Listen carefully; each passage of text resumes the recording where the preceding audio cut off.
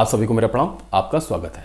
आइए आज हम सबसे पहले जैन धर्म के सबसे महत्वपूर्ण और प्रमुख सिद्धांत अनेकांतवाद और स्यादवाद को देख लेते हैं। अनेकांतवाद के अनुसार हम संसार में किसी भी वस्तु को जिस दृष्टिकोण से देखते हैं उस वस्तु का धर्म केवल उसी दृष्टिकोण के अनुसार ही जान सकते हैं, अर्थात उस वस्तु के बारे में ज्ञान प्राप्त कर सकते हैं। अतः साधारणतया जो व्यक्ति यह कहता है कि वह किसी वस्तु के बारे में सब कुछ जानता है तो यह उसका अल्प ज्ञान ही होता है, क्योंकि किसी वस्तु के अनेक धर्म और अनेक दृष्टिकोण हो सकते हैं। जैन धर्म के अनुसार केवल अनंत अवस्था अर्थात कैवल्यावस्था को प्राप्त कर चुका व्यक्ति ही यह कह सकता है कि वह सब कुछ जानता है, या ऐसा जैन धर्म मानता है कि वह सब कुछ जानता है क्योंकि उसने अनंत दृष्टि और अनंत ज्ञान की अवस्था को प्राप्त कर लिया है। उदाहरण के लिए मान लिया किसी पुरुष के बारे में हमें जानना है तो कोई अन्य पुरुष हमें यह बता सकता है कि यह उसका बेटा है, किंतु यदि हम इसी को सत्य मान लेते हैं तो यह आंशिक सत्य होगा, सिर्फ एक पुरुष के दृष्टिकोण से सत्य होगा, यह पूर्ण सत्य नहीं होगा।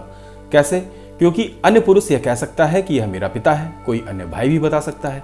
इसी प्रकार कोई स्त्री उसे अपना पुत्र बता सकती है, कोई पति बता सकती है और कोई भाई भी बता सकती है। अब यहाँ पर सभी के दृष्टिकोण अलग अलग हैं, उनके संबंध भी अलग अलग हैं और जो यह सभी कह रहे हैं वह सत्य भी है, किंतु वह यह नहीं कह सकते कि जो वह कह रहे हैं सिर्फ वही सत्य है। वह केवल किसी एक का पुत्र, भाई अथवा पति नहीं है। यही अनेकांतवाद है।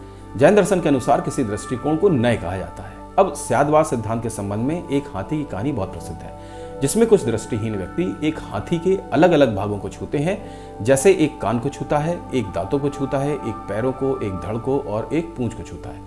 अब जब उनसे अलग अलग हाथी के संबंध में पूछा जाता है कि हाथी कैसा होता है, तो कान छूने वाला बताता है कि हाथी पंखे के समान होता है, दांतों को छूने वाला बताता है कि पत्थर के किसी हथियार के समान होता है, पैरों को छूने वाला खंभों के समान बताता है, धड़ को छूने वाला दीवार के समान और पूंछ को छूने वाला किसी मोटी रस्सी के समान बताता है। अब हम यह जानते हैं कि हम हाथी को इनमें से किसी भी प्रकार का नहीं बता सकते, ना ही पंखे के समान, ना ही पत्थर के हथियार के समान, दीवार, खंभे और रस्सी आदि किसी के समान नहीं। किंतु यह सभी दृष्टिहीन व्यक्ति एक दूसरे की ही बात को बिल्कुल नहीं मानेंगे और एक दूसरे को गलत भी बताएंगे। इसका कारण उनका स्वयं का अनुभव किया गया प्रमाण होता है, और यदि देखा जाए तो वह पूर्ण रूप से गलत भी नहीं है। और यदि अब हम इनमें से किसी भी एक दृष्टिहीन व्यक्ति को हाथी के सभी भागों को अलग अलग स्पर्श करवाते हैं, तब उस व्यक्ति का दृष्टिकोण बदल जाएगा और वह जान जाएगा कि यह तो हाथी के अलग अलग भाग हैं, पूर्ण स्वरूप नहीं है। तो यदि हम देखें तो इस प्रकार किसी विशेष दृष्टिकोण के अंतर्गत दिया गया वक्तव्य अथवा ज्ञान दोष रहित नहीं होता है, प्रामाणिक नहीं होता है।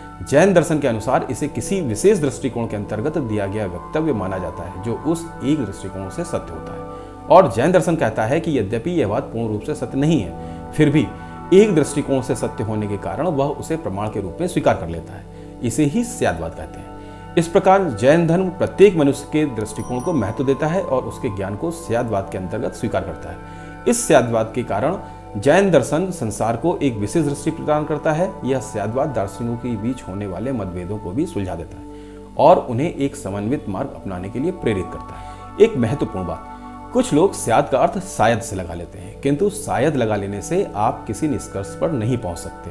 कुछ भी निश्चित नहीं माना जा सकता। स्याद का अर्थ किसी विशेष दृष्टिकोण के संदर्भ में लिया जाता है, अर्थात लोग किसी विशेष दृष्टिकोण से जब कोई बात कहते हैं तो वह उनके अनुभव में होने के कारण सत्य होती है और वह उसके अनेक निष्कर्ष निकाल लेते हैं। तो स्यादवाद उन अनेक निष्कर्षों को स्वीकार कर लेता है क्योंकि वह किसी विशेष दृष्टिकोण से तो सत्य है, बस पूर्ण सत्य नहीं है, वह आंशिक सत्य है। आज बस यहीं तक रखते हैं और अब आप लोग वीडियो को लाइक कर लीजिए, शेयर कर दीजिए, कमेंट भी कीजिए और चैनल को सब्सक्राइब अवश्य कर लीजिएगा। आप लोग चैनल को सब्सक्राइब करना भूल जाते हैं। जय हिंद, वंदे मातरम।